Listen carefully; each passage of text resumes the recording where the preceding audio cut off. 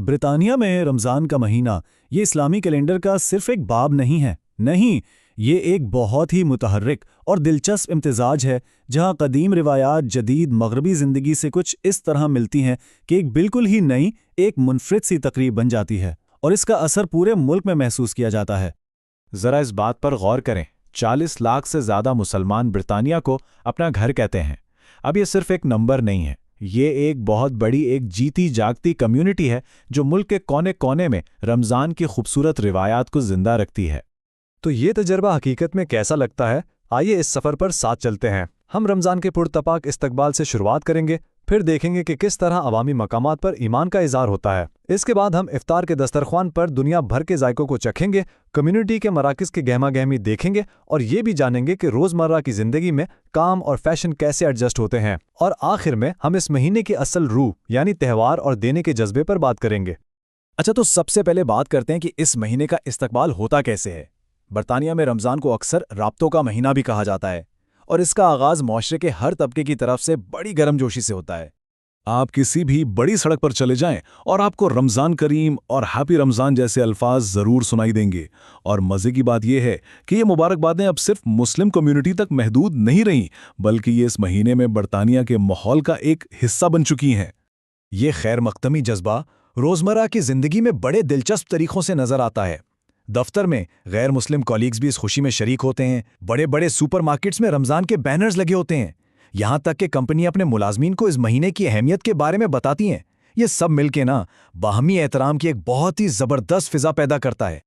اور اب رمضان صرف گھروں اور مسجدوں تک محدود نہیں رہا، اب تو یہ عوامی مقامات پر بالکل کھلے عام بھرپور طریقے سے منایا جاتا ہے۔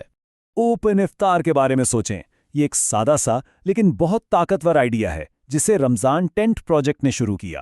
اس کا مقصد بہت آسان ہے، ایک ایسی جگہ بنانا جہاں ہر طرح کے لوگ، چاہے ان کا کوئی بھی مذہب ہو، کوئی بھی بیک گراؤنڈ ہو، سب اکٹھے ہو کر افطار کی دعوت میں شریک ہو سکیں۔ اور یہ کوئی چھوٹی موٹی تقریبات نہیں ہیں، یہ برطانیہ کے کچھ ایسے مشہور اور تاریخی مقامات پر ہوتی ہیں جہاں شاید کبھی کسی نے اس طرح کے اجتماع کا سوچا بھی نہ ہو۔ جی ہاں، لندن کے مشہور زمانہ ٹرافالگر سکوائر سے لے کر چیلسی کے فٹ بال اسٹیڈیم تک، اور یہاں تک کہ برٹش میوزیم کے اندر بھی اجتماعی افطار کا اہتمام کیا جاتا ہے۔ یہ صرف ایک ساتھ بیٹھ کر کھانا نہیں ہے، بلکہ یہ برطانیہ کے دل میں اپنائیت اور اتحاد کا ایک بہت بڑا پیغام ہے۔ تو چلیں اب عوامی تقریبات سے نکل کر گھروں کے اندر کا ماحول دیکھتے ہیں، خاص طور پر افطار کا دسترخوان، جو کسی بھی طرح ایک عالمی فوڈ فیسٹیول سے کم نہیں ہوتا۔ ایک عام برطانوی افطار کا دسترخوان سمجھے کہ ذائقوں کا ایک عالمی سفر ہے۔ یہ سفر پاکستان کے گرم گرم خستہ سموسوں اور پکوڑوں سے شروع ہوتا ہے، پھر شاید خوشبودار بریانی کے لیے ہندوستان جاتا ہے، یا لذیذ مندی کے لیے عرب دنیا کا رخ کرتا ہے، اور ان سب کو جوڑنے والا ایک بہت ہی مشہور اور حیران کن مشروب ہے ومٹو۔ جی ہاں، وہی جامنی رنگ کا فزی ڈرنک جو برطانوی رمضان کا ایک لازمی حصہ بن چکا ہے۔ رمضان کے دوران مساجد صرف عبادت کی جگہ نہیں رہتی، بلکہ وہ کمیونٹی، تعلیم اور سماجی زندگی کے لیے ایک دھڑکتے ہوئے ایک ایکٹیو مرکز میں بدل جاتی ہیں۔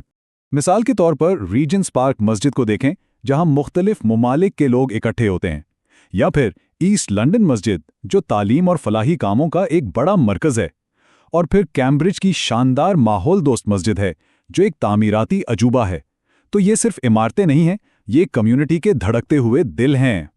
اب یہ دیکھتے ہیں کہ ایک ایسے ملک میں جہاں مسلمانوں کی اکثریت نہیں ہے، وہاں رمضان کے دوران روزمرہ کی زندگی کو کیسے مینج کیا جاتا ہے، خاص طور پر جب بات کام اور لباس کی ہو۔ ایک بہت بڑا چیلنج روزے کے لمبے اوقات ہیں۔ گرمیوں میں روزہ تقریباً 18 گھنٹے تک کا ہو سکتا ہے، جو جسمانی اور ذہنی طور پر واقعی کافی مشکل ہوتا ہے۔ تو لوگ اس سے کیسے نمٹتے ہیں؟ کام کی جگہوں پر اب کافی سمجھداری دکھائی جاتی ہے۔ بہت سی کمپنیاں روزہ رکھنے والے ملازموں کے لیے فلیکسیبل اوقات کار دیتی ہیں، اور ساتھ ہی فیشن میں بھی ایک بہت دلچسپ چیز ہو رہی ہے۔ ماڈسٹ فیشن ایک بڑی تخلیقی قوت بن گئی ہے جو برطانوی سٹائل کو روایتی لباس کے ساتھ بہت خوبصورتی سے ملا رہا ہے۔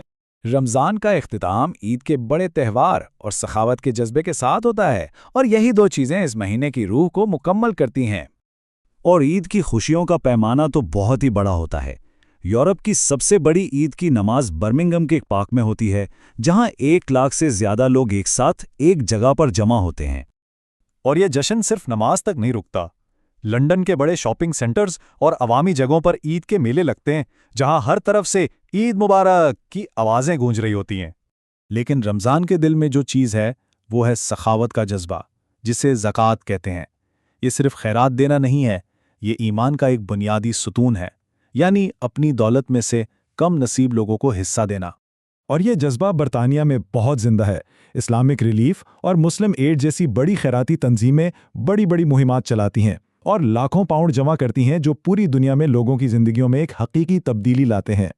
तो आखिर में एक सवाल जहन में आता है, जब कोई रिवायत किसी नए मुल्क पहुंचती है तो क्या वो रिवायत बदलती है या उस नए मुल्क को बदल देती है? बरतानिया में रमज़ान का तजुर्बा ये बताता है कि जवाब शायद इन दोनों में से कोई एक नहीं है, बल्कि ये एक खूबसूरत रक्स की तरह है जहां दोनों एक दूसरे पर असर अंदाज होते हैं और मिलकर कुछ नया, मुनफरिद और बहुत ही मुतहर्रिक तख्लीक करते हैं।